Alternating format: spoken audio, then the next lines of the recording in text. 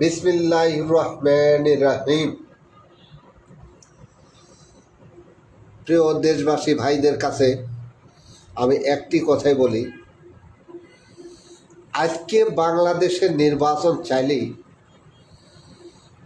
এই জামাত শিবিরের গাও জ্বলে, এই ছাত্র উপদেষ্টাদের গাও জ্বলে। আজকে যে ছাত্ররা সমর্থনে যে উপদেষ্টা হয়েছে, এই ছাত্ররা তাদেরকে বয়কট করছে, তাদেরকে পদত্যাগ করতে বলছে। তারা অবিলম্বে পদত্যাগ করতে হবে। সম্মান যারা নিতে জানে না, কথায় আছে কুকুরের পাটে যেমন ঘিউ ভাত হয় না, আজকের এই 2 টাকার বৈরাগীরে ক্ষমতা পাইয়া দেশটারে উল্টাপাল্টা করে ফেলছে। আমরা এই উপদেশটা আর ক্ষমতা দেখতে চাই না। কথাগুন বলতে চাইছিলাম না, যেহেতু ভাই ভাই, এই জন্য আমরা অনেকটা বলে গেছে, সহ্য করছি। আজকে জামাত শিবিরের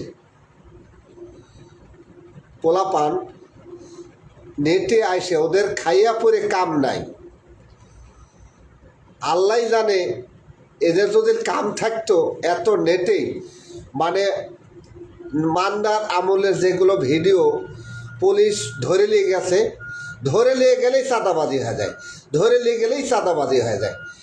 এত গুজব লীগ, আওয়ামী লীগ একবার গুজব লীগ হয়েছিল, এই জামাত শিবির বর্তমান এখন গুজব লীগ।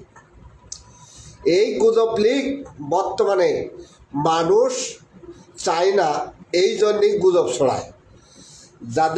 যারা গুজব ছড়ায় দেখবেন তাদেরকে মানুষ ঘৃণা করে। আজকে বিএনপিকে নিয়ে অনেক কথা বলছে, বিএনপি চাঁদাবাজি করে, এই করে সেই করে। মানুষ এখনো মাঠে ময়দানে ভালোবাসে। আপনারা ঢাকা শহর দেখছেন না, যদি ইশরাককে যদি ভালো না বাসত, তার জনসমর্থনে মানুষ আসতো না। আজকে ইশরাককে আদালতে রায় দিয়েছে, সেই রায়কে প্রত্যাখ্যান করছে এই আসিফ মাহমুদ। আসিফ মাহমুদ কোন চ্যাটারবাল?